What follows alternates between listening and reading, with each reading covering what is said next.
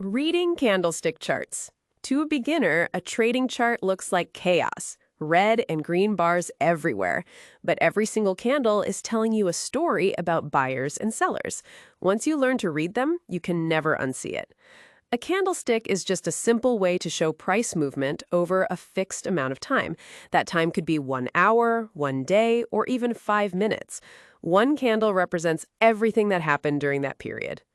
Each candle shows 4 prices: the open, the close, the high, and the low. The thick middle section is called the body. That's the distance between where price opened and where it closed. The thin lines above and below are called wicks. They show the highest and lowest prices reached during that time. Now let's talk about color. A green candle means price closed higher than it opened. Buyers were stronger during that period. A red candle means price closed lower than it opened. Sellers were stronger.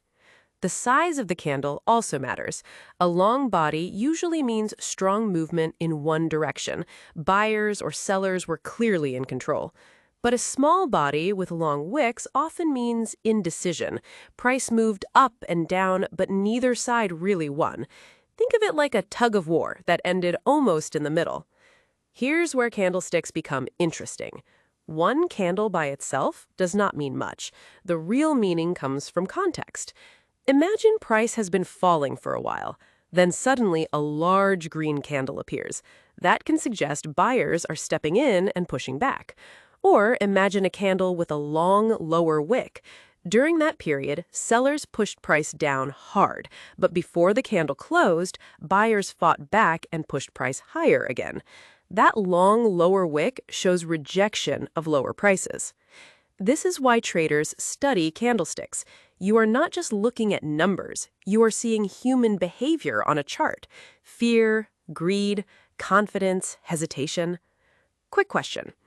A candle has a long lower wick and closes near its high. Who was stronger by the end, buyers or sellers? Think about it for a moment.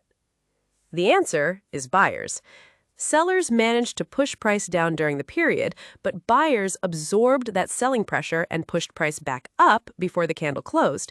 That shape is often called a hammer. After a decline, a hammer can sometimes hint that the market may reverse upward. Not always, but sometimes. There are a few other common patterns beginners should know. A doji is a candle where the open and close are almost the same price. That usually signals indecision. The market moved around but ended close to where it started. Another pattern is the engulfing candle. This happens when one candle completely covers the body of the previous candle. It can signal that momentum is shifting from buyers to sellers or sellers to buyers. But this part is important. No candlestick pattern guarantees anything. These patterns are clues, not promises. One more thing beginners should understand is time frames. The exact same coin can look completely different depending on the time frame you choose. A daily candle summarizes 24 hours of movement. A 5-minute candle only summarizes 5 minutes. Lower time frames move fast and can look noisy. For beginners, higher time frames like the daily chart are usually easier to read and more reliable. So here's the recap. Every candle shows open, close, high, and low. Green means buyers were stronger. Red means sellers were stronger. Wicks show rejection and struggle between buyers and sellers, and patterns help reveal market psychology, but they are never guarantees. Follow us for weekly crypto education made simple. This content is for educational purposes only and should not be considered financial or investment advice.